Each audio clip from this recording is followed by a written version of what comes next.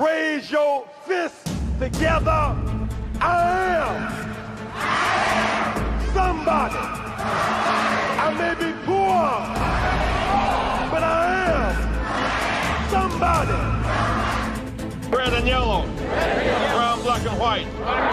We're all precious in God's sight.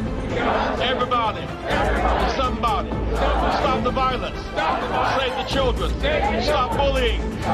Save the children. Hold your head high. Stick your chest out. You can make it. Keep hope alive. Keep hope alive. Keep hope alive. Hi. Well, good morning, everybody. This is Dr. King's Workshop. This is the Rainbow Push Coalition. We're coming to you live from 50th and Drexel in the great city of Chicago. Somebody make some noise for the work of Reverend Jesse Lewis Jackson. Clap your hands. It's a great day to be alive. Go to www.rainbowpush.org. You can see at the bottom of the screen, you can join the fastest growing social justice army on the planet. We've got an amazing town hall prepared for you, and we want you to connect right now. Go to your social networks, like, share, comment, and get connected. Go to that YouTube channel and subscribe to it right now as we are keeping hope alive. I want you to receive now the sounds of freedom. Good morning, everybody. Come on, clap your hands all across the building. Yes, you even at home. We are all blessed people. Come on, everybody say bless, bless, bless, bless, bless, bless. I can't hear y'all. Come on, everybody, let me hear you say bless, bless, bless, bless, bless. Come on, everybody, let's sing it together.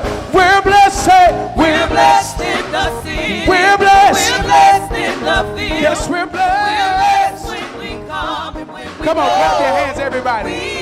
We cast down every sickness and poverty. For the devil is defeated. Come on, that's it. Let's sing it again. Say, we're blessed. We're blessed in the sea. We're blessed. We're blessed in the field. Come on, lift your voices, We're everybody. blessed when we come and when we go. Say, we cast down every stronghold. Sickness and poverty.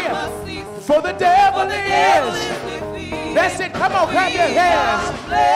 Everybody say bless, bless, bless, bless, bless, bless. I can't hear you push. Come on, everybody say bless, bless, bless, bless, say bless, bless.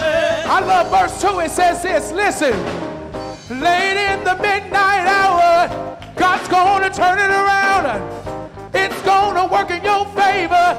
Come on, can you help me say it? Say late in the midnight hour. God's gonna turn it around. He's gonna work. He's gonna work in Come your on, everybody, favor. clap your hands and say, oh, late in the midnight hour. God's gonna turn it around. And around, and around, and around, and around. Say late in the midnight hour. God's gonna turn it around. He's gonna work. It's gonna work in Come your on, I can't favor. hear it. Let me see you believe it. I say late in the midnight Thank hour. God. God's gonna turn it around. And around, and around, and around, and around, and around. It's gonna work in your favor. It's gonna turn it all around and around. Everybody clap your hands. Come on. Hey, that's it. Come on, clap your hands. Let's take it all the way back to the beginning. Everybody say, we're blessed. Say, We're blessed in the sea. we're blessed. We're blessed in the field. Everybody say, We're blessed when we come and when we go. say we cast down every stronghold. Sickness and poverty. For the devil is defeated. We are blessed. Well, make some noise, Chicago. This is the Saturday morning town hall of the Rainbow Push Coalition, and we want to thank you. You can go to www.rainbowpush.org and get more information about what we're doing on a daily basis, on a weekly basis. We want to give our condolences and our prayerful considerations to one of the hardest Push members, businessmen, and supporters, part of Reverend Jackson's security detail, Brother Glenn Harston. Brother Harston's son passed suddenly, Cameron Ray, his grandson at Marquette University, his grandson. And those services are going to be next Saturday at the Mount Pisgah Church right here in Chicago, 11 o'clock next Saturday. We want to be very much prayerful for the Harston family. Glenn, you are important to Reverend Jackson and to our global family. Let's thank God for Brother Glenn. Let's clap our hands for him and his family. We are praying for you. The annual COCO convention starts today at King College Prep. Reverend Jackson is coming in the room. He's one of the founders of COCO. Give it up for Reverend Jesse Jackson, the hardest working civil rights icon. Oh, we got to do better than that, you all. He looks amazing today. The COCO annual convention at the King College Prep. Congressman Jonathan Jackson and Mayor-elect Brandon Johnson will be speaking there today. I want to give congratulations to Sister Helene Gale, the 11th president of Spelman College. Let's make some noise for that. That's a great accomplishment. And we're praying for our young freedom fighter, Brother Ralph Yarrow, in Stanley High School in Kansas City, where he attends. Over 1,000 students marched for freedom in his case, and we're glad that the person who shot him is now facing due process. I said he's now facing due process. I'm going to try it one more time. Now facing due process. And Ralph, we want you to keep on keeping on. We're going to acknowledge him in our convention this year. We have some amazing people as a part of our national staff. Sister Tedra Smith and Sister Kim Davis have put together an amazing fundraiser this afternoon called Paint and Sip. Now, don't ask me what they sipping. I just know what they painting. I don't know about what they sipping, but I know about what they're painting. This afternoon, 3 p.m. to 6 p.m. right here in the Freedom Hall at Dr. King's workshop. I want you to help me celebrate these staff workers that are concerned about doing great programming at the Rainbow Push Coalition. Our annual convention 23 is coming July 15th through July 19th right here in Chicago. Make some noise for the annual convention. Got so much going on. You can go to www.rainbowpush.org and get more information. You can become a volunteer sponsor, a contributor, and a supporter of what we are doing.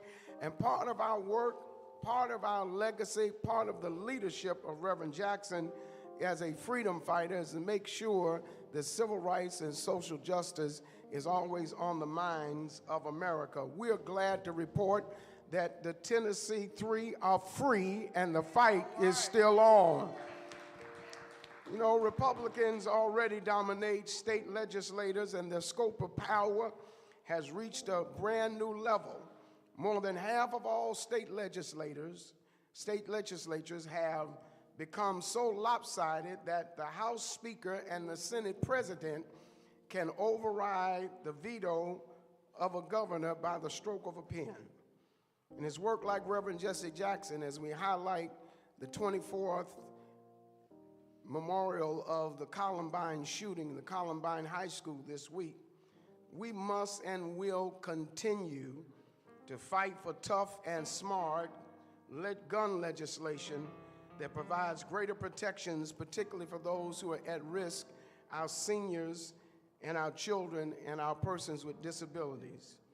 A lot of people ask Reverend Jackson, why does that matter to us as a community? Well, black Americans still remain disproportionately affected by gun violence like nobody else. Firearm homicides increased 40% for black people in the past 5 years. And according to Johns Hopkins analysis, they found that black men between the ages of 15 and 34 account for nearly 40% of gun murder victims. While our population is 12%, we're nearly 3 times that affected by gun violence.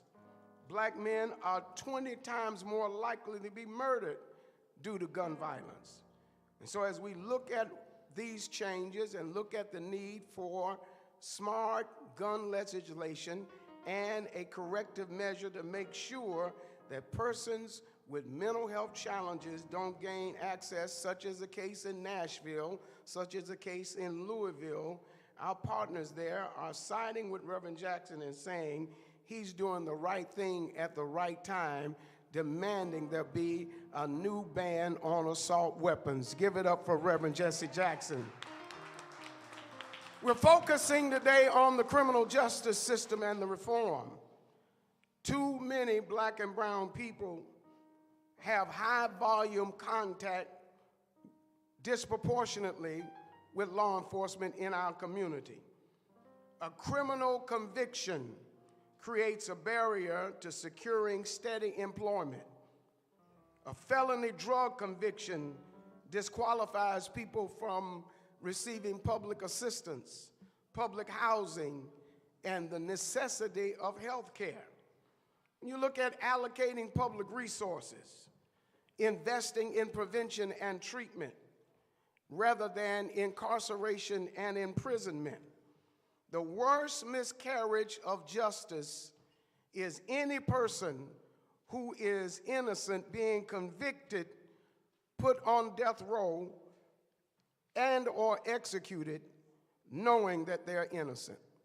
Today, you're going to meet some amazing people and hear their story of how they went through the toils and the trauma and the tragedy of being convicted, imprisoned, and knowing that they were innocent.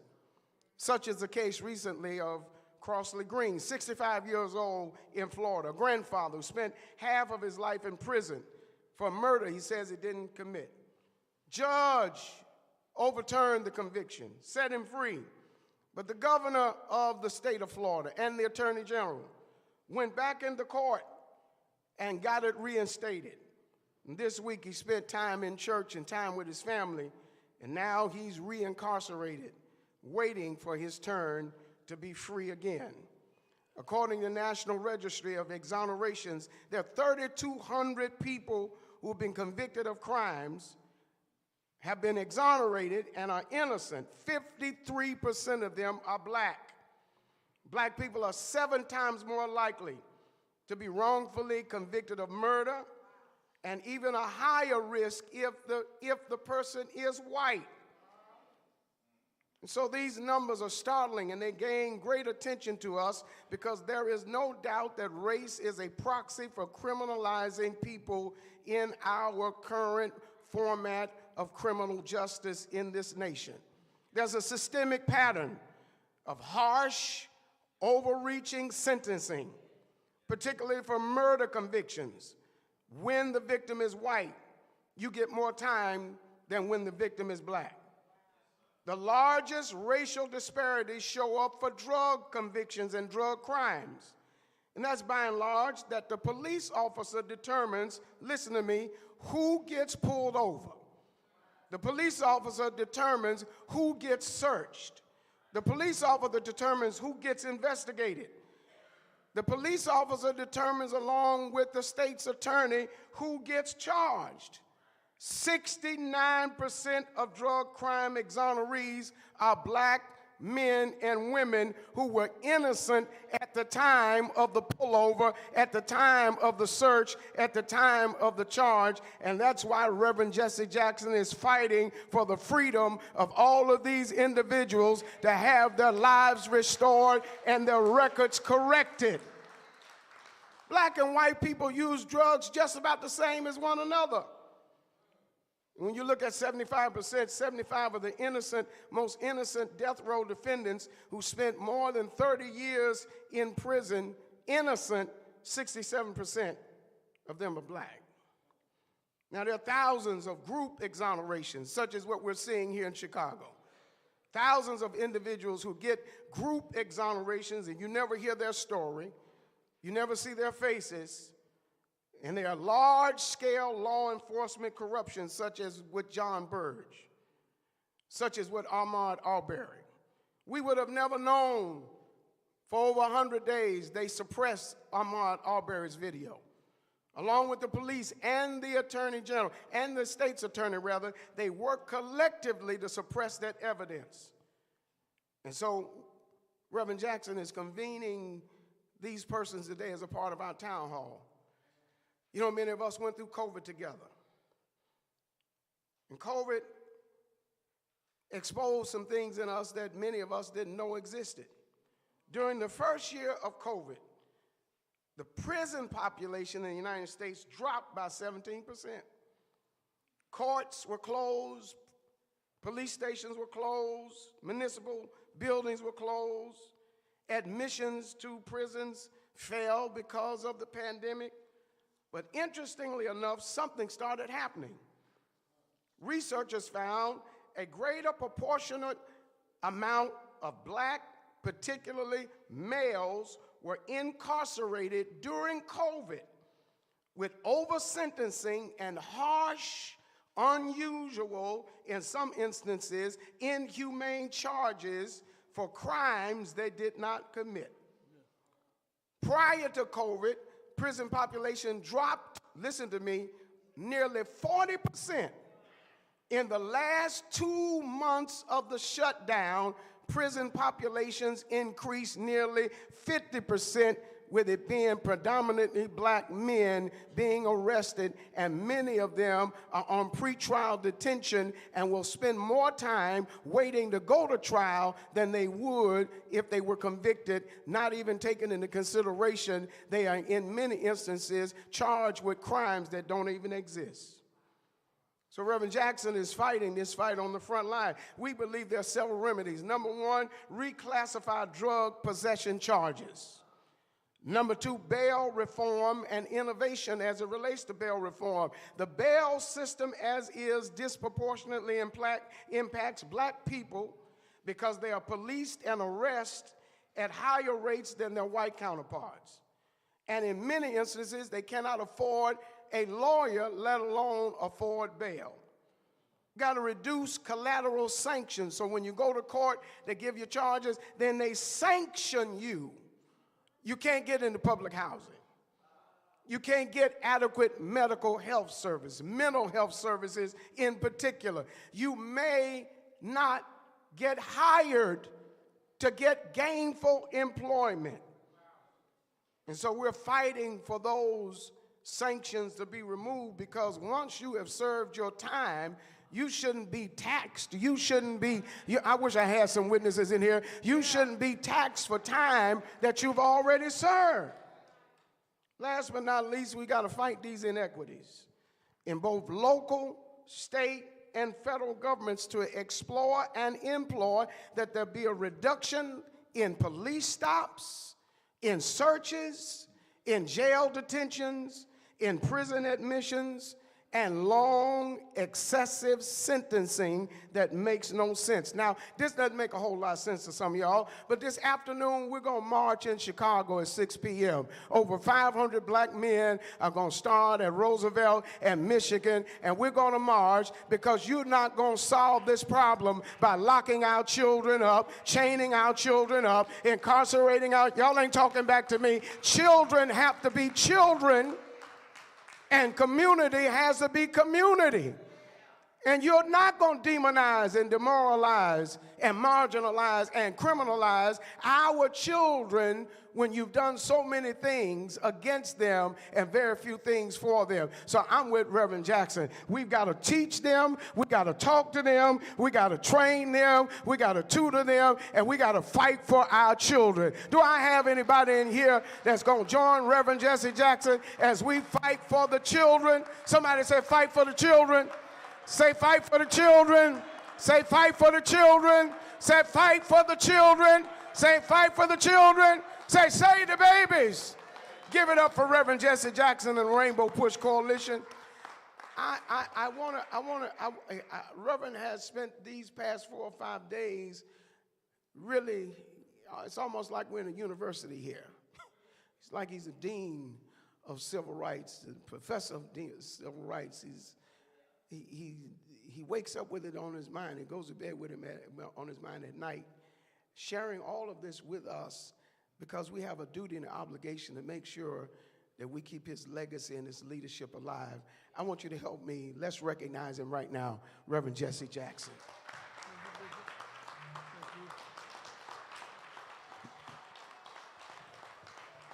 I am somebody. I am somebody. I am somebody. I am somebody. Somebody. Save the children. Save the children. Stop the violence. Stop the violence. Save the children. Save the children. Stop the violence. Stop the violence. My mind can conceive it. My heart can believe it. I know I can achieve it. I am God's child.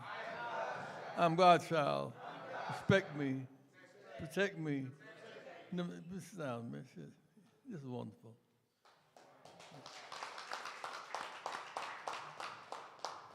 Well, thank you, Bishop Grant, for sharing this data with us today. Every city I go to, I always ask about the jail population. Blacks may be 9 or 10% of that city, 4% of the jail. Locking us up as an industry. Locking us up as an industry. Deputy sheriffs are hired to chase us down. Prison guards are hired to look a good job, look over us. Cooks, the whole business. We must bring up business of prison growth. I also want to say this too, Bishop, that police don't stop crime. Criminals must stop crime. Police don't stop crime. Criminals must stop crime. See, we end up getting caught up in petty crime, breaking in cars and stuff like that, and paying a big price for it. We become kind of anti-civil rights folks. They use blacks in jail, justify taking those who are on the streets out of the workplace. You know what I just said? The prisons, the police can't stop crime. The criminals must stop crime. On the other hand, we hear that Brother Sean Tyler, Reginald Henderson, raise your hands, been in jail 30 years across the verge. Bonafide crook. Jonathan made his mark on society by dealing with John Burge and all the crookedness. He's put people in jail 30 years. Mandela was in 27 years. In jail 30 years. Found to be totally innocent. I was jailed about a month ago, really 3 weeks ago, Jeanette. There were 500 young men who registered to vote. Some said they were guilty of stuff should have been monitored for, not jailed for, monitored for. And then they got who can lock up those people, keep them in jail. Somebody spent 35 years in jail, and Governor DeSantis decided that he should be back in jail. We'll fight for these persons. Now, I want you who are listening today, join Rainbow Pushers volunteer force. On Saturday morning, right, we organize the volunteers. Fight back. So don't adjust. Fight back. Don't adjust. Fight back. You fight back, we win. Don't come just when you're in desperation. Come to help somebody. There's no joy like helping somebody else. Right? We must grow beyond going to church tomorrow. See, you're right with the Lord. If somebody in prison, if there's some hungry people, he told you he's not all right with you. Is the book clear? I was hungry, you visited me. In prison, you visited me, right? Yes. We have a moral obligation. Bishop wants to talk a little bit about our convention. It's going to be July 15th through 19th. One on July 15th. What's happening, Bishop? July 15th is that Saturday. We are having our first 84-88 campaign reunion. Let's give it up for Reverend Jackson's. They're coming from all over the country and various parts of the world to celebrate Reverend Jackson's 84-88 campaign. We're talking about campaign workers, campaign managers. We're talking about people that did logistics. It is going to be absolutely phenomenal. And that day starts right here, Reverend Jackson, at 9 a.m. on that Saturday. The night before, they're going to have a social event here. And then on Saturday, we'll have our 84-88. Now, we got 400 delegates in 1984. most people were shocked by the idea of a black becoming president. We got 1,200 delegates in 1988. On $30 million, we raised $30 million. We got 1,200 delegates.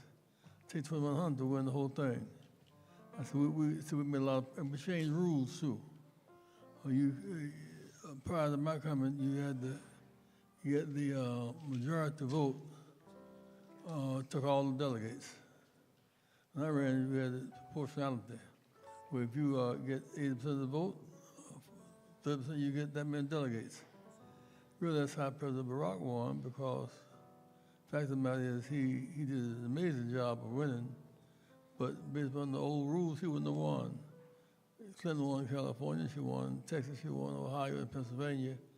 New York, if she'd taken all the votes, he did not get the delegates, she would have won. So when we change the rules, it would make life better. Say fair rules, fair outcomes.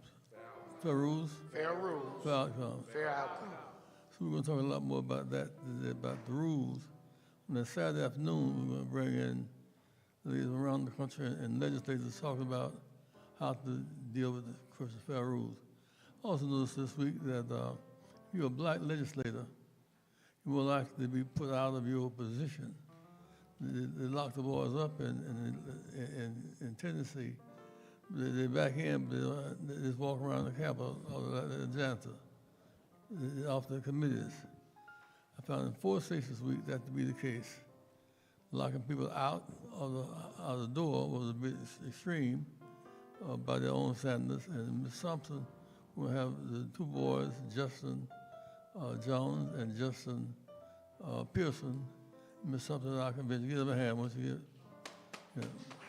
Now, Reverend Jackson, that Sunday is our annual Dr. Clay Evans concert. It's going to be phenomenal. Here in Chicago, we're going to be honoring Dr.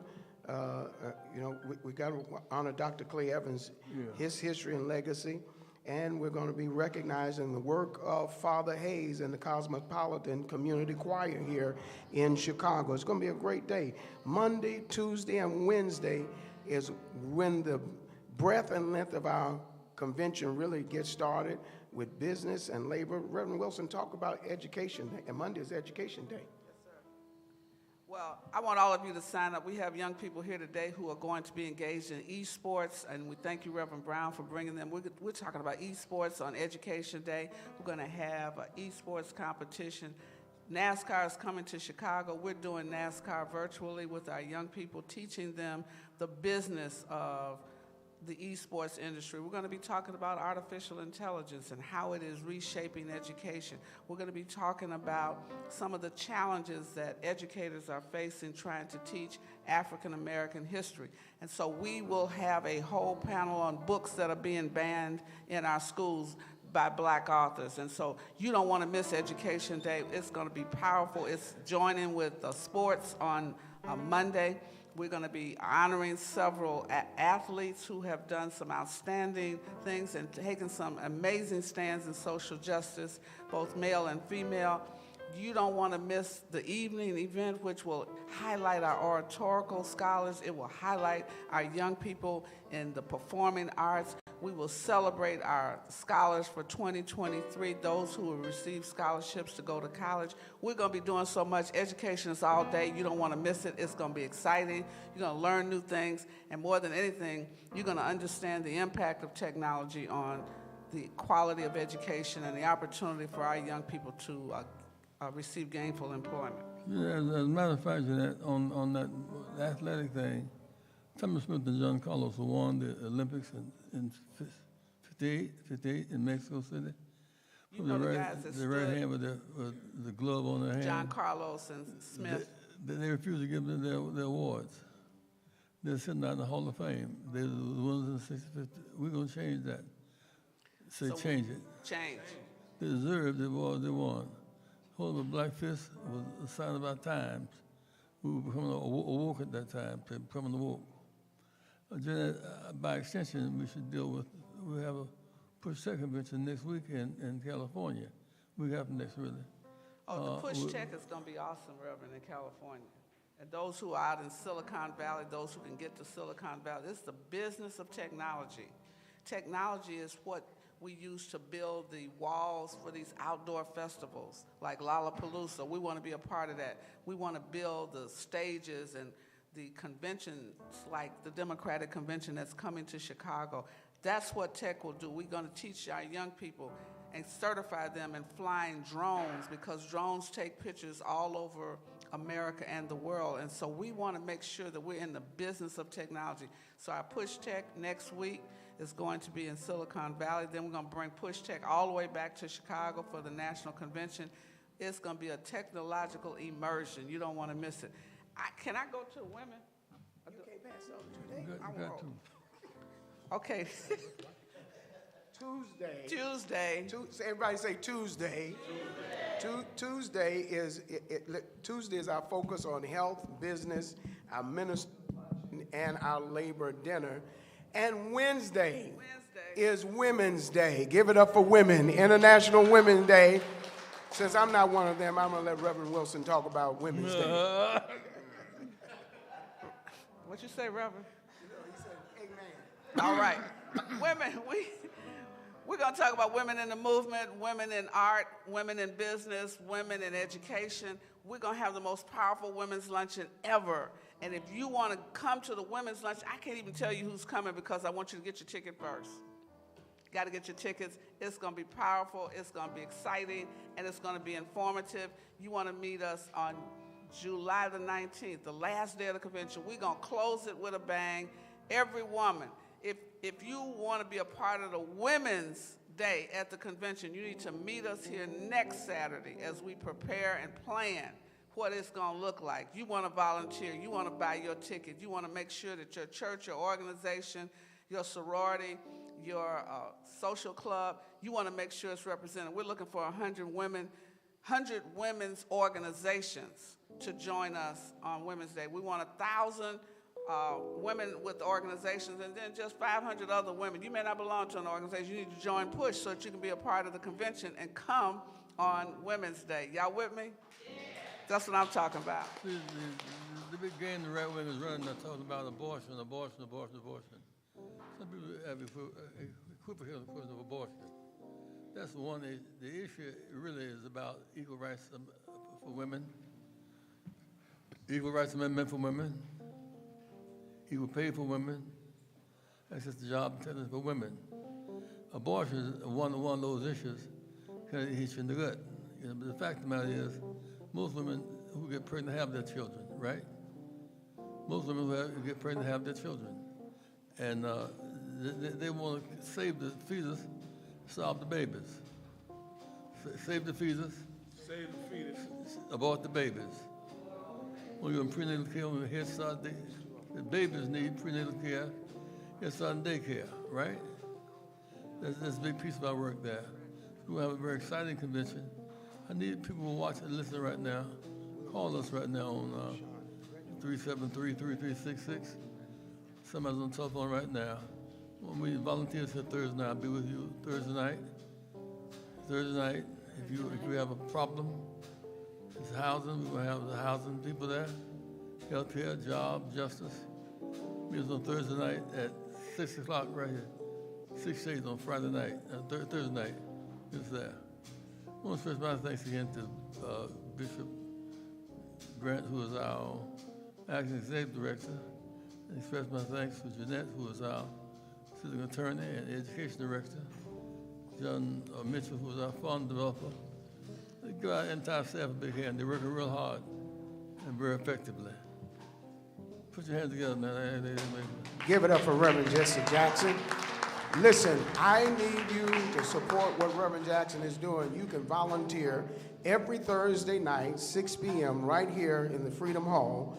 You can be a part, virtual and in person. Go to www.rainbowpush.org and you can join. Go to that site. You can join a committee. You can join as a volunteer. You can pull down the sponsorship package. You can contribute and become a partner of our international convention this year, July 15th through the 19th. We need churches. We need labor. We need business. We need entrepreneurs. Those of you in the tech space, we need you as well. Divine Nine, we need you. Go to www www.rainbowpush.org, and join right now. This coming Saturday, April 29th, we're going to be hosting a very special faith leaders and volunteer luncheon. If you want to know more about it, Thursday night is a challenge for you. You can come after the town hall on next Saturday. We're going to feed you lunch free and get you signed up and enlisted. One more time for Reverend Jesse Jackson. Receive the sounds of freedom.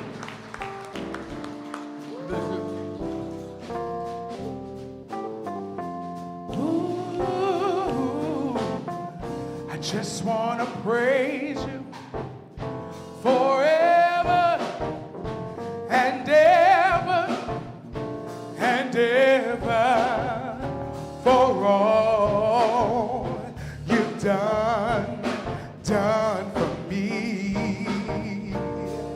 Can I get you to clap your hands? Blessings and glory and honor, they all belong to you. Thank you, Jesus, for blessing me. Can you sing it with us? Just want to praise you. Just want to praise you forever, forever and ever and ever and ever and ever for all you've done for me. Come on, clap your hands, everybody. That's it, everybody sing. Sing blessings and glory and honor they all belong to you. Come on, let's sing it together. Thank you, Jesus, for blessing me. Come on, Gerald, take us higher. Come on, everybody, clap your hands and say, I just want to thank you. Just want to praise you forever, forever and ever and ever and ever and ever for all you've done for me. Has the Lord done anything for anybody in the building? What about you at home? Sing blessings and glory and honor they all belong to you. Come on, everybody say thank you, Jesus. Thank you, Jesus, for blessing me. For blessing me. Put your hands together for the sounds of freedom. www.rainbowpush.org. You can text the word PUSH to 41444. Those of you in person, there's staff on the floor that is going to pass out envelopes to you, QR codes to you. We need you to contribute $35. Somebody say $35. $35. 15 for seniors and students is the cost. And it's not even enough in terms of what we do each and every day somewhere around the world. We are fighting for you. That's our duty as it relates to serving you. And so I need you right now from where you are. You can scan that QR code and give right now. You can contribute. Those of you who can contribute more than that, I appreciate you. And I want to tell those of you, there's a strong group up in the northern part of the state of Illinois. I don't want to call out all of your names, but I look at the record on a weekly basis, and I just want to thank you for giving to the Rainbow Push Coalition. Help me thank them. Reverend Jeanette Wilson is going to come. This is our Innocent Project focus today on those who need exoneration, the certificate of innocence, those who are seeking to have their record expunged. And there's nobody, I'm telling you, there's nobody that's been fighting from a humanitarian standpoint for this fight like Reverend Jesse Jackson. And Reverend Wilson called me. She's going to join me. She called me about 3 weeks ago, and said, you got to go to this meeting. You got to meet these brothers. I had seen them on television, didn't know how to reach them, and my life was literally changed in just moments of hearing their story. They've got a very important court date coming up. We're going to fill the court. We're going to make a stand. They deserve not just to be free, but they deserve to be free at last. Talk back to me, somebody. Reverend Jeanette Wilson.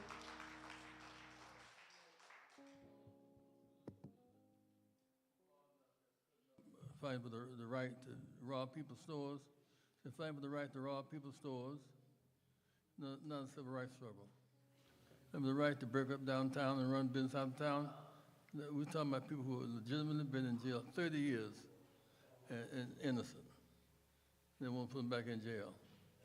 So what Jackson is alluding to is there are, and Reverend Bishop Grant talked about it earlier, more than 3,000 people have been wrongfully convicted since 1989.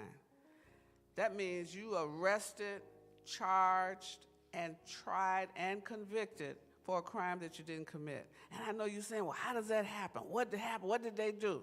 Well, these two young men who are here are brothers. And sometimes nobody wants to say there's a conspiracy on the side of law enforcement to arrest, detain, and then law enforcement includes the police and the state's attorney who say what the charges should prove the charges after the police arrest them. And there was a guy that Jonathan talked about for 1 solid year, Officer John Burge.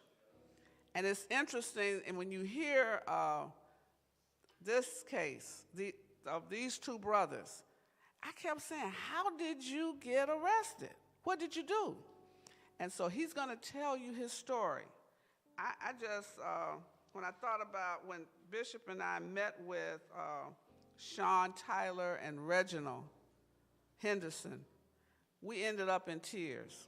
Because this shouldn't happen to anybody, not just because they're arrested, convicted of a crime they didn't commit, and then they're going to tell you what happened while they were there, while they were incarcerated, the torture they received inside the bars, and the pain that they had to work for nothing and then get out and can't get a job.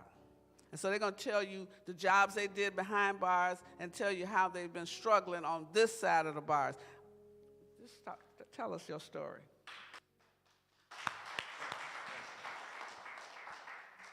How y'all doing? Thank you, Dr. Wilson, for that introduction. My name is Sean Tyler. This is my brother, Reginald Henderson. I served 25 years. My brother served 27 years. We were both wrongfully convicted. We were tortured into confessing to a crime that we didn't do. Wow. In 1991, while visiting a friend, I had the misfortune of witnessing someone get killed. So I was standing outside at that time. My friends were on the inside, so when they heard the shots go off, they came outside where they left me at, but I was standing in the gangway, and I told them, because I did see a group of guys dressed in black came up the block, came across the street. I seen them, tucked away myself, and one of the guys, he ended up shooting a guy that was working on the car, a Latino guy. So my friends and them came out, they thought it was me. I told them, no, the guy that be working on the cars, your friend, somebody shot him. He asked me, go next door. He said, tell his mother now. I went next door. I told the lady next door, hey, somebody shot, but maybe her son. They came running downstairs. I'm not from around here, over here, so once the police came, me and my friend left. I got home that night and I told my mother, I said, Mom, I said somebody get shot, he may be dead. She said, well, did anybody see you? I said, no. She was like, okay, then mind your business. You know, I take it just the way it go. I think I'm 13, 14, so mind my business is what I did. What I didn't know is that days had went by and there was a woman walking through the neighborhood asking anybody did they see something because the police had grabbed her 13-year-old son as and said he participated in a crime. So when my mother came to me, she asked me, hey, she said, did you see, do you know Marcus? I said, I'm familiar with who he is. She said, did you see him out there that night? I said, no, he wasn't one of the guys I seen. She said, well, his mother said the police grabbed him. You mind helping them? You mind talking to a lawyer? I'm like, no, you want me to? She said, yeah.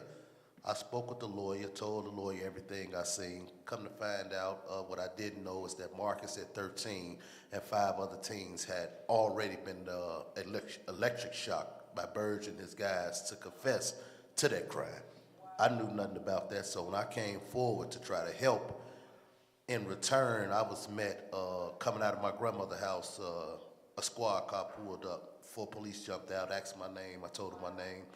They said, if you keep trying to help somebody with a murder, you're going to find yourself I want to say murder, whatever threat was, I contacted the attorney and told the attorney that I didn't want to help nobody. You know, what happened? I told her what happened. She came, met with me. We and Tail spoke with the judge on the case, Judge Earl Strayhorn, told him what happened. He signed a protective order stating that no police on or about the Alfredo Hernandez cases to have any contact with Sean Tyler. That was a protective order that he gave for me, for the officers to stay away from me. Now, what I didn't know as time would move forward, the 13-year-old would be exonerated. He would beat the case. Everything I could do to help, I did, and I thought it was over. 1994 came, and at this time, I'm 17. I didn't know that with coming forward to help the 13-year-old that it opened up what the police called the Pandora's box, because for years, guys on death row and guys before the 13-year-old had already been claiming torture. Guys had been smothered, Russian roulette, hung out of windows, all by these same cops. Guys had been done in by the exact same cops. So with me coming forward, the 13-year-old ended up, like I said, being exonerated. It opened up the doors for all them guys who was waiting for their turn. So now you have no choice but to believe if you would do it to a 13-year-old, then yeah, you just may have did it to all these grown-ups. So the cases were being overturned at a rapid rate. Again, I'm moving through life, you know, as one would say, as a kid without a care. At 17, they showed up at my mother's door saying that my name came up in a shooting in the neighborhood. Axe was out there. My mother told him no. She said, okay, when you see your son, tell him we need to speak with him. They left a card. I'm 17. I came home. My mother said, hey, that shooting that happened around the house, you had anything to do with that? I told her no. She said, well, this officer want to talk to you at 51st and Wentworth. Go down there and see him. Never questioned nothing my mother said. I went down there. I walked into the police station, and 3 days later, I left out on a stretcher for going to the emergency room for throwing up blood.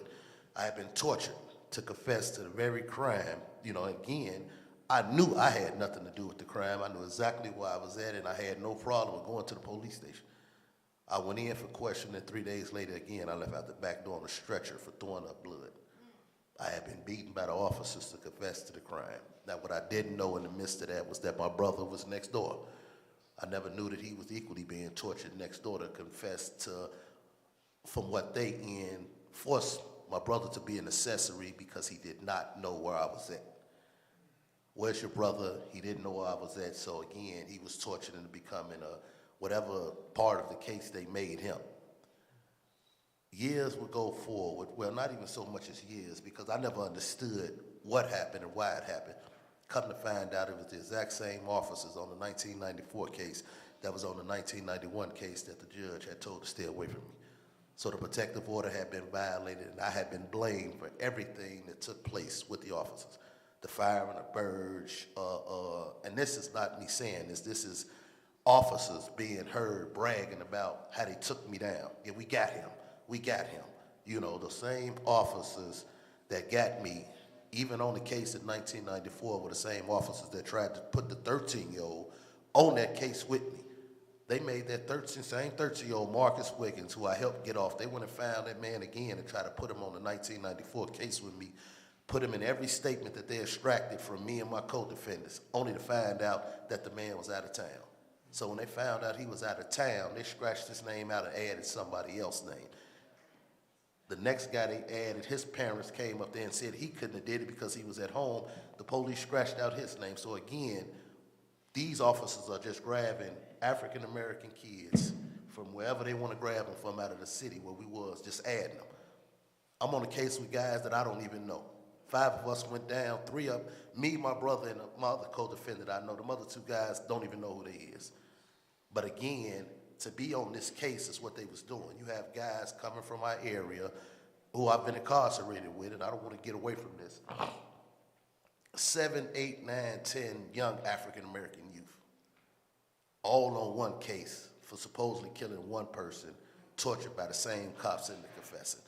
From the Inglewood 4 to the Racine 11, it's a lot of guys who come from the same spots, who did these same officers, anytime they felt like closing a case, would just grab them. You. Anybody who's ever ruffled some feathers, okay, you. What happened to me shouldn't have happened to me. At 17, I end up serving 25 years for a crime I didn't commit, and the proof from the witness that they presented, who eventually came forward years later to say that I've never seen Sean Tyler a day in my life. I only picked him out of a lineup because the police showed me a picture of him and told me that they needed him. Down the line came, hold on.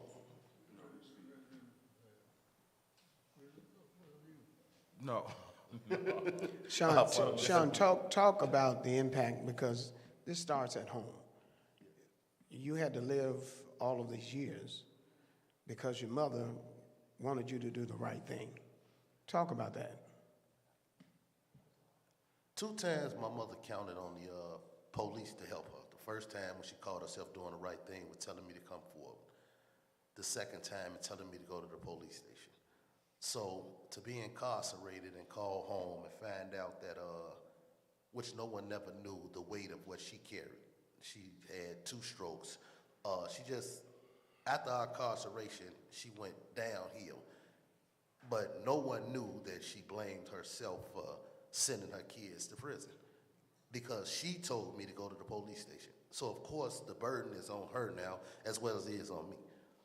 So she continued to wear that, you know. So each time she came out to visit, you could see the deterioration of someone who, as much as she wanted to save her kids, she couldn't.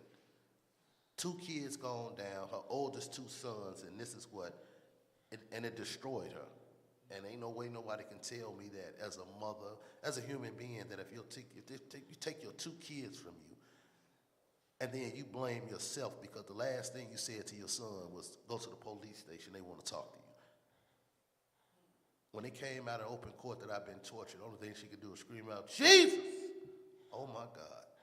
Because she never knew that I was beaten and left out the back door for throwing up blood. Because again, she said, go to the police station. She did the right thing. She did what America told every parent to do. See something, say something, help.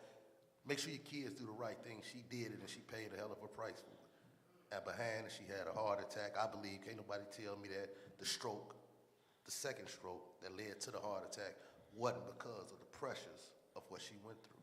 Give it up for him, y'all. Clap. Okay, come on now. Reginald? So I did 26 years and 9 months with no witnesses, with no nothing, just a torture confession.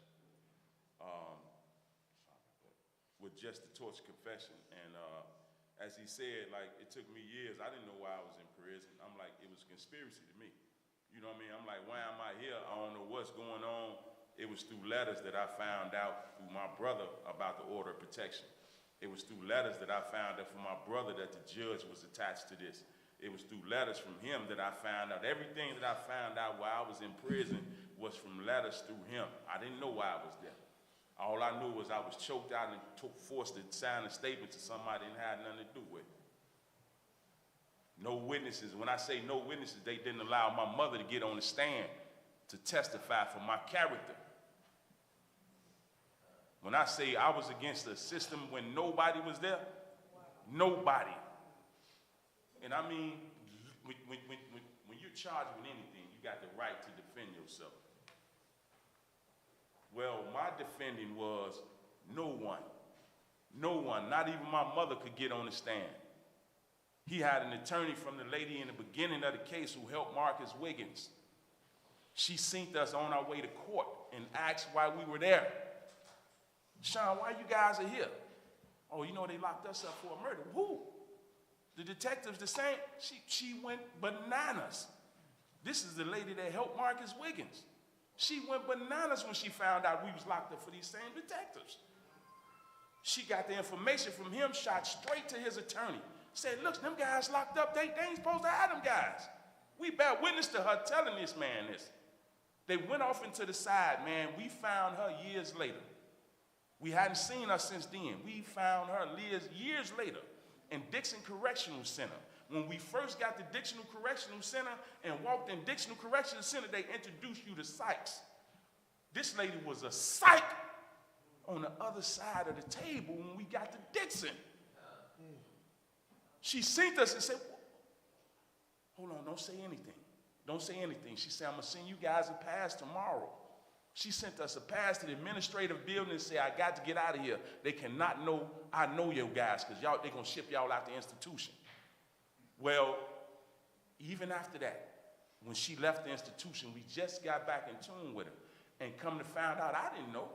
She's just not telling us these things. The detectives took our pictures and shopped them on a block that the child was killed on. To the people who was out there. Is this the guy? Is this the guy? Ain't this the guy?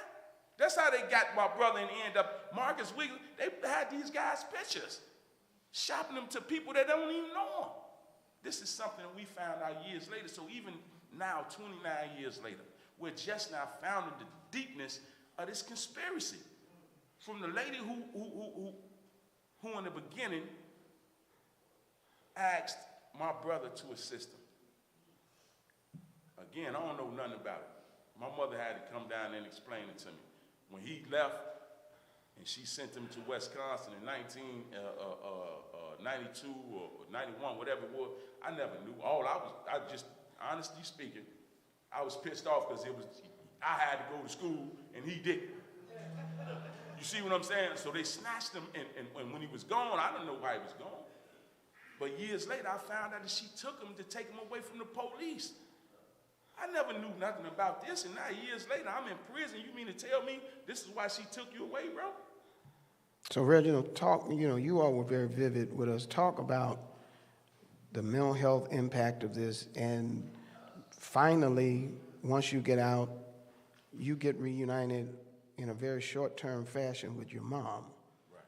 And many people don't know the impact that this has on people, mental health, social health, and economic. Well, you ought to give it up for them. This is courageous. I said you ought to give it up. This is, you talk about keeping it real. Reginald, talk about it, because your encounter with mom was not, it was tough. So coming home, when I came home, my brother had had some months to get adjusted and get there, so he was taking care of my mother, the best ways he could. But when I got there, my younger brother, who I took care of our mother while we were gone, had suffered a massive stroke and lost his ability to talk. And right after that, I had to move my mother. I'm in the basement with my auntie. I just got out on parole. So I'm working and I'm saving my money. And this happened to my younger brother. My mother was living with her at the time. Living with him at the time. So it's a struggle. It's the pandemic. I got out April 16th, literally almost 30 days after the country was shut down. So in the process, 2020, yes. And so in the process of that transition, my mother being a diabetic and other things, I couldn't go around it as I wanted to. So I just imagine after 26 years and 9 months, you want to get to the person that gave birth to you, and you can't get to her. You know what I'm saying? I can go around her, but I can't get to her the way I want to get to her and be with her the way I want to be with her. So it's in and out, in and out. So when my brother had his massive strokes, I had to take what was he and I took what was saved of us, and we moved her in with me. And my brother got a little bit well. He's still unable to talk. So thank you. So when she moved in with me, she went back to be with my brother, because this is the one she's been with the entire time. I get a call at 3 in the morning. Her birthday, May 13th. It fell on Mother's Day, so I got her some flowers for Mother's Day and took her the flowers and say, Mom, look, I know you ain't supposed to be eating it, but I bought you some turkey rib tips.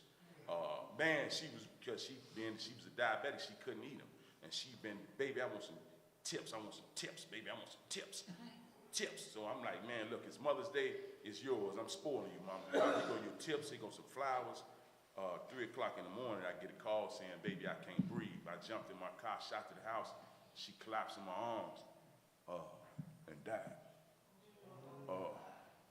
I did CPR, something I learned in prison.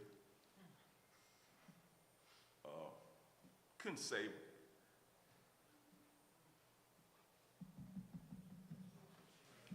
But wow.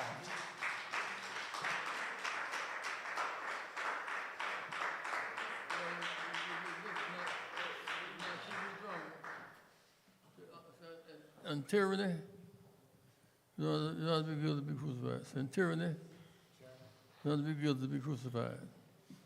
Right? That's Jesus' message, right?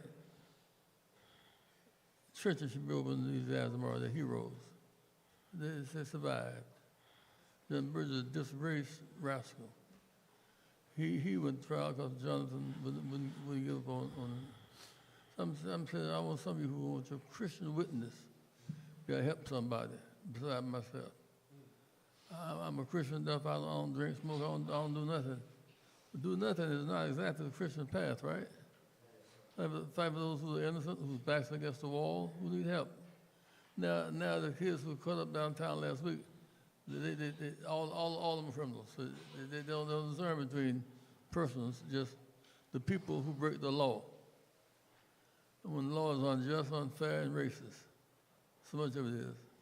Bishop, thank you very much, buddy. Let's give it up for these young brothers. I'm going to ask Reverend Jeanette Wilson.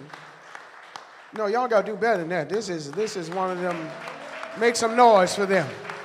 This is healing for them. I said make some noise for them. This is healing for these brothers. Reverend Wilson is going to come because we have guests from the Safer Foundation. Their uncle, Pastor Tyler, come here right quick. Come here. Come here. You can be late on this. Y'all give it up for their uncle. Come on, give it up for, come on, Pastor. Come right quick, come right quick, Pastor. No, y'all, come on now, this is family. Those of you watching live on WVON, go to www.rainbowpush.org. Come on, Pastor, come on. This is their uncle. And these brothers have gone through this, and they wouldn't have made it this far without their family. Give it up for their uncle. He's a pastor here in Chicago. Pastor, talk about the certificate of innocence. Talk about it, because the fight is not over. Y'all would think that all that they've endured so far, they ought to just give them their freedom and cut them loose. That has not happened, and I want their uncle to speak to that. And then Reverend Wilson is going to talk about the legal ramifications. Then Safer Foundation. Let's give it up for Safer Foundation. Let's give it up, because there's so many others. And what Reverend Jackson has been able to do, Reverend Jackson went to Africa once fighting for just a handful of people and got over 40 hostages freed. The Bible says set the captives free. And that's what this mission is all about. Give it up one more time for Reverend Jesse Jackson.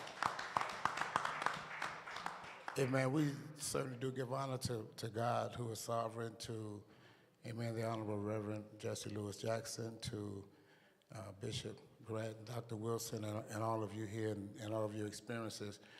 I really thank God for the strength of these young men that have really traveled their journey well. Being incarcerated for a crime that you did not commit, and then having the fortitude to go in. One of my nephews was unable to really read legibly and write, but he have degrees since he have been incarcerated. He went to school. He's an artist. The other nephew as well. Some of the same things that he was able to do to overcome the injustices, or at least to move through them as they fought continuously for the world to know that they were wrongfully incarcerated, tortured, and was doing time that they should not have been doing. And all of you know that have friends or family in situations like that, that when they're in, it's not just them that's doing the time, it's the families that are on the outside as well. I remember a song, the late Tupac Shakur, one of the lyrics that he said was, "It was hell hugging on my mama from a jail cell." And when I think about that, it was not just Reggie and Sean on the other side hugging their mother, but Reginald's daughter, who was 5 months old when he went in, had to grow up visiting her father incarcerated behind prison walls that he should not have been behind. His grandchildren had to have the same experience. And so through their fight and through their struggle, it was recognized in August of 2021. Indeed, the court granted them the exoneration, amen, releasing them and freeing them of the guilt of at least the technical charge. And so the exoneration, you would think, should have settled the case, but it did not. It seems that there's a double standard of free, which now you've been exonerated, but okay, there's another step for you to have what's called a COI, or a certificate of innocence. And the world takes this, everyone says, and the media helps to portray this innocently or not, by saying when they get a certificate of innocence, they'll be able to sue and get some money. I'm so glad that they were asked that question at the courthouse a couple of weeks ago, and one of the reporters said, "Why is the certificate of innocence so important to you?" And Sean Tyler stepped forward and said, "My innocence is as important to me as your innocence and freedom is to you. I want to be able to go into the world knowing, and the world knows that there is no badge of guilt over me for something that I didn't do. You can go where you want to go. You can apply for jobs. You can do. I want the same freedoms that you enjoy that never should have been taken from me in the first place." And so I thank Operation Push and this platform and the support that these young men are getting, and even from the legal assistance that they've been getting through the years. And so I celebrate them. I'm so proud of them. Although their journey is a painful one, it is a story, amen, that now they have an opportunity to gain their certificate of innocence so that they can go on with their lives as they should. Thank you, Bishop Grant, for the opportunity to speak to this. You appreciate it. Give him a hand.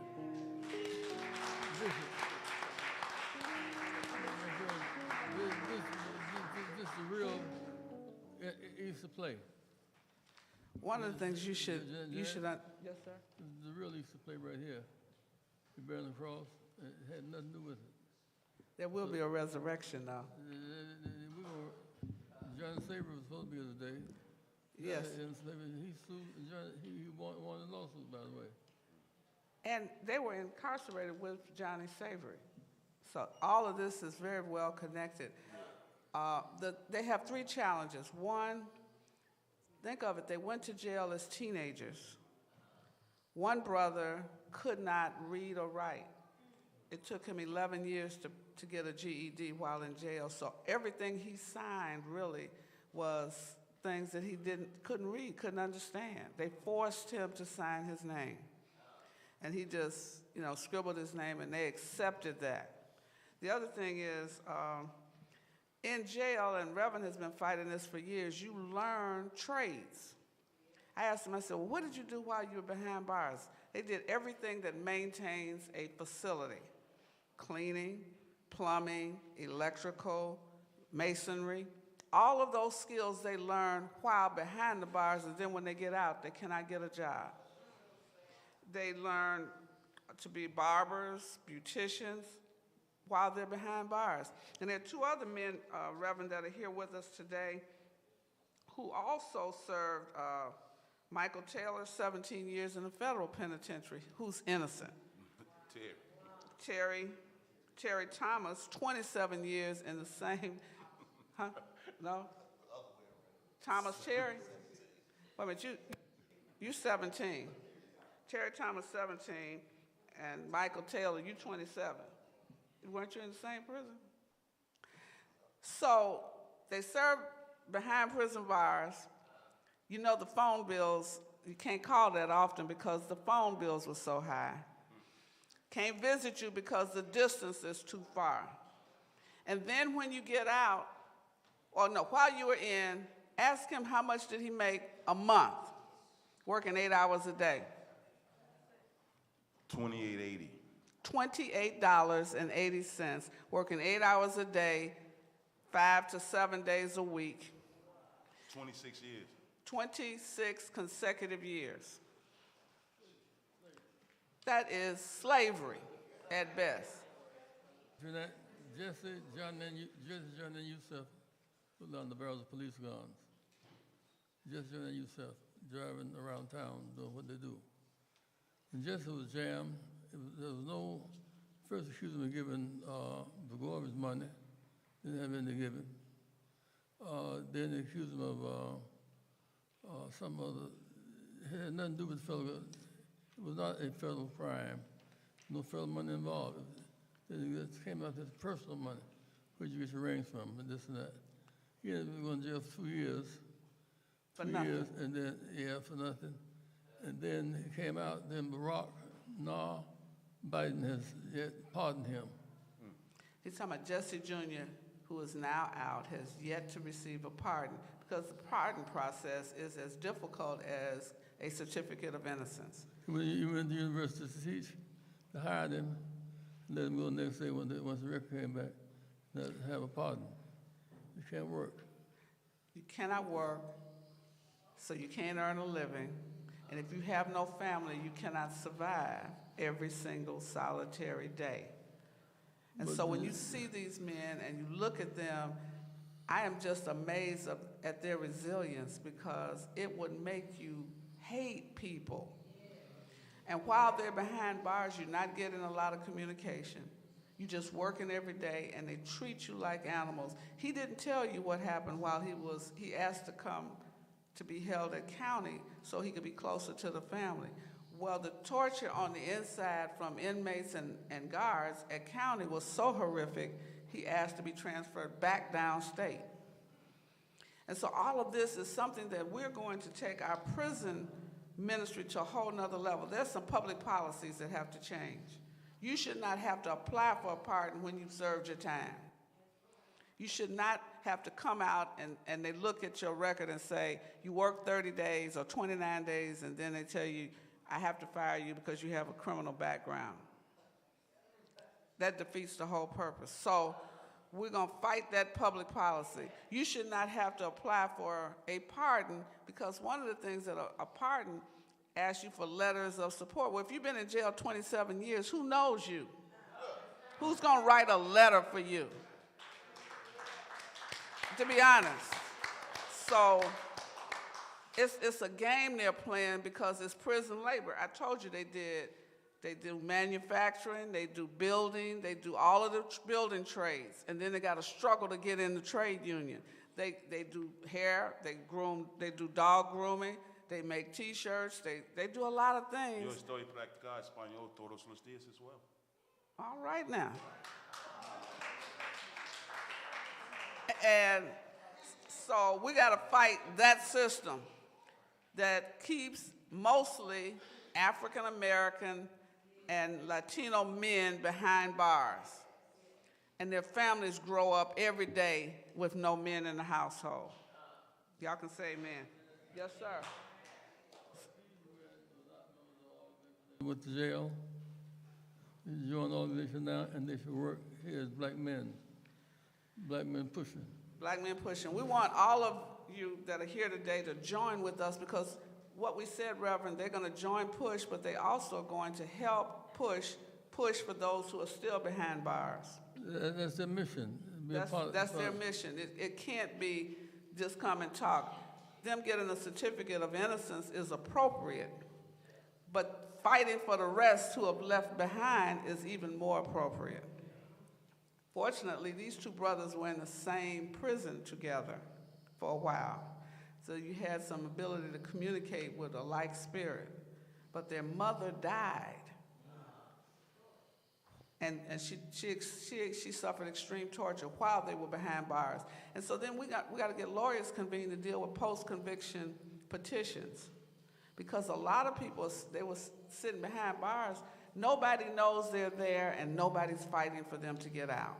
You have the few Innocence projects that are in some of the universities, but people need to be filing post-conviction petitions that raise the questions of why you're there in the first place.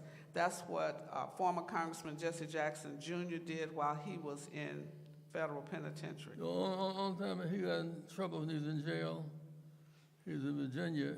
He got taught teaching some inmates how to read and write. They Yeah. shipped him to Texas. He got caught teaching people how to read and write. Absolutely. I'm telling you, this brother right here, was it 11 years before you got your GED? 11 years. Because he couldn't read and write when he went in. He was a child. And so there are some programs that are outside that we do want to have them share briefly. Kevin Brown, Senior Vice President of Community Affairs at Safer Foundation, and Kevin Woods, a community organizer. Because one of the things, if you're behind bars, you don't even get introduced to services that can assist you on your way out. Mark, they just throw you out and that's it. And you figure it out when you get out. And we cannot allow this to happen to our people. It's not right.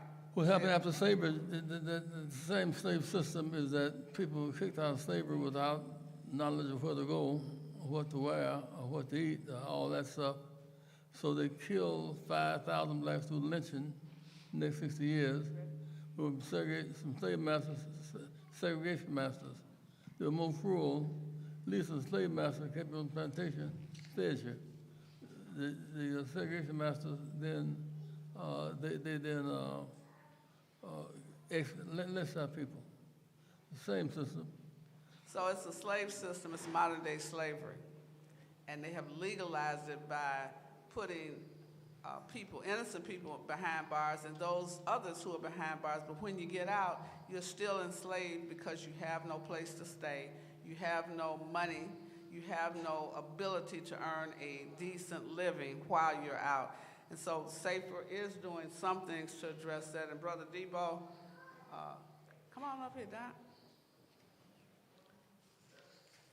Brother Debo, who can share what's happening over at St. Leonard's Ministries. We need to know these programs, and we're going to have somehow at the convention really look at the prison industrial complex. Y'all say amen to these brothers. Amen.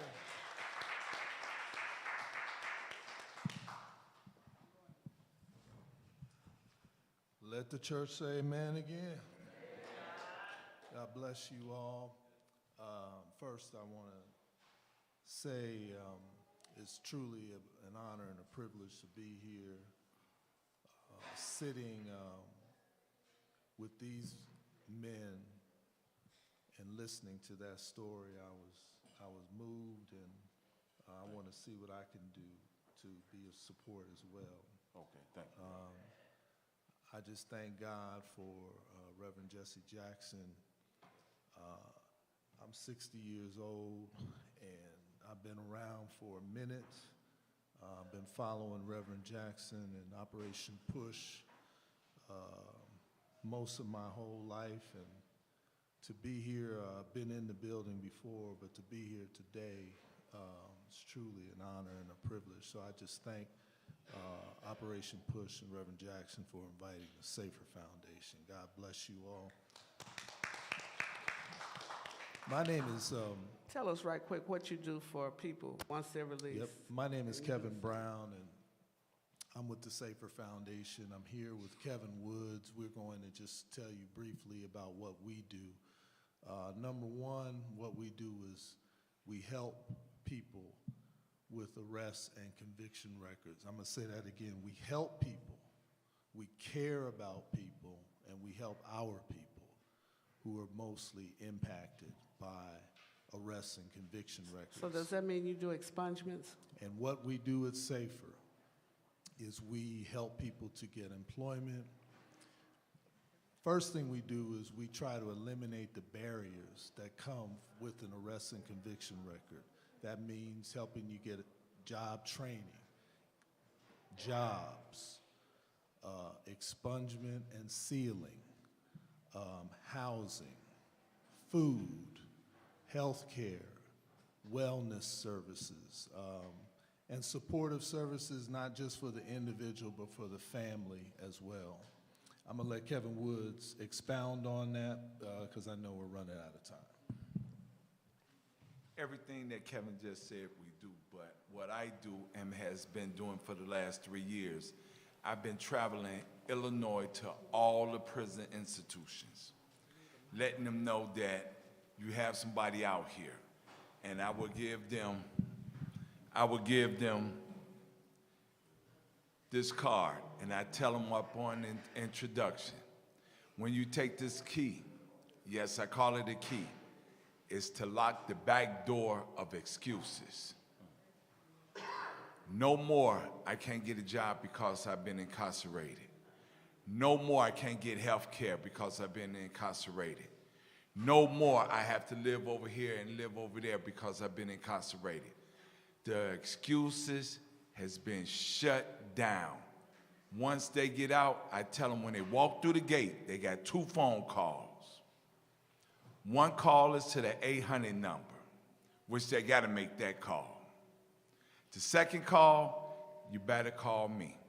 Regardless of where they live in the state of Illinois, because I have built connections through our Reentry Alliance group. We have 93 from Indiana to Iowa. So if you have anybody that's been arrested or convicted or incarcerated and need to get a second chance, have them to call me, because when you do that, you shouldn't hear no more excuses. Okay, give us your card. You got some cards? Yeah, I got some. Get the cards so we can give them out. And now we have St. Leonard House, because oftentimes when people get out, they have no place to stay. Yes, my name is Milana Modibo Ayusi, and I'm what they call a returning citizen myself. I did 40-some plus years on the plantation. I call it the plantation. I did 40-some years on the plantation for a double murder I didn't commit as well. Like my brother over there, I went to prison illiterate. Couldn't read, couldn't write, couldn't think, and wouldn't listen. But while on the plantation, I ended up earning 2 GEDs and 3 college degrees. Since I've been home, I earned the 4th degree from Kennedy King College. But let me talk about St. Leonard's. So before you all, everybody start walking, if they can stay 27, 25, 17 years for crimes they didn't commit, if we could just give them our attention for a few more minutes, I'd be grateful. Say amen. And they were tortured while there. I'm sorry. So when I came home, I didn't have no place to stay. Lost contact with my family, so I ended up going to St. Leonard's Ministries. To me, St. Leonard's Ministries is a unique, a well-kept secret in Chicago, because St. Leonard's does so much for brothers and sisters coming off the plantation. And they got their own, perhaps the only nonprofit in the state of Illinois with their own high school, where you get a regular high school diploma. They also teach culinary arts. They also teach construction and various other things, financial literacy, computer science, and a whole bunch of other stuff. And they can house, let's say, maybe 150, maybe a little more, men's and women's. Myself, I'm a core construction mathematics teacher for St. Leonard's. And I teach the core math, I teach construction math, and I teach the culinary arts math for the students that need it. And it's a unique, and I encourage you, brothers and sisters here today, to go on the internet, check out St. Leonard's, because St. Leonard's is a rather unique program. Like I said, it's a well-kept secret because they do so much for brothers and sisters coming off the plantation, and everything at St. Leonard's is free. So, you don't have, yeah. Give both Safer and St. Leonard's a round of applause. Yeah. One of the things we want to do is have a resource fair for persons who have family members who are incarcerated. And for those who are outside, we're going to make sure that you're connected to these resources and others that will help those who are on the other side of the bars. It's It's hard, huh? I would like to mention, we just opened up a new office on the south side. Where? 55th, 17, South Michigan. 55th in Michigan, 5517 South Michigan. And they also on the west side. West side, South Holland, Belmont, Craig. 808 South Kelsey. So safer is both sides of town and suburbs, right? Yeah. But the main thing Is get his card. south side. We're gonna get ready to go. These brothers are just examples of the pain that our society inflicts on people unnecessarily. It is organized slavery. So when we were freed from illegal slavery, now we have this legal slavery where they wrongfully convict and incarcerate, and even those that are supposed to be there, they do the time and then they still can't get meaningful employment engagement when they get out. And so we're going to fight that. We're going to fight these policies. Those of you who are here, we need you to help the movement, join the movement. Memberships. How many of you are already members? Then buy a membership for somebody in your family who's not here. How many of you have children in your family? Buy one for them. Children love to get mail. They love to be a part of something. They need to be a part of a movement for change. I know you all going to get a membership. Give them a membership up here. They don't have any.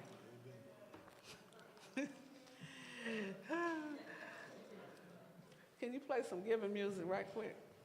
I know everybody's trying to shut down and go, no, not going yet. When you have church, you got to have the offering. Got to keep the movement going, keep the lights on. You're comfortable in here. It's cold outside. Eat while you've been away for a while. Come on, write you a check. Stop. Stop. Stop. I'm sorry. I just wanted to tell everybody thank y'all for coming, and as always, as she just alluded to, man, when y'all had opportunity, y'all can go on yourselves to look our case up so that y'all can be familiar with our case, so that if somebody told y'all, no, this guy or those guys did what, you can say, no, I got full knowledge of everything that's going on with these guys, so you cannot cover my eyes anymore. You can find our case on the National Exoneration Registry, Reginald Henderson and Sean Tyler. So again, thanks you guys for participating, and man, continue to follow us.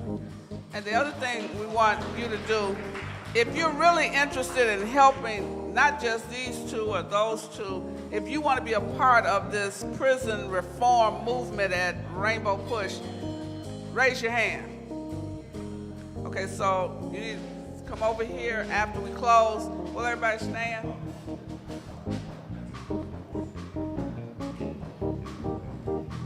You can give by check, credit card, or do the code. What's QR code? You can come on up here and talk to them. We are sanctuary. We are a sanctuary. When I think of Rainbow Push, I think of two words: social justice. Education advocacy. Political empowerment. Freedom and equality. Corporate partnership. Stop the violence. Save the children. Don't get in, shut it down. If we don't get in, shut it down. Political change. Inclusion, evolution. Progress. Justice. Jesse Jackson. Keep hope. Keep hope.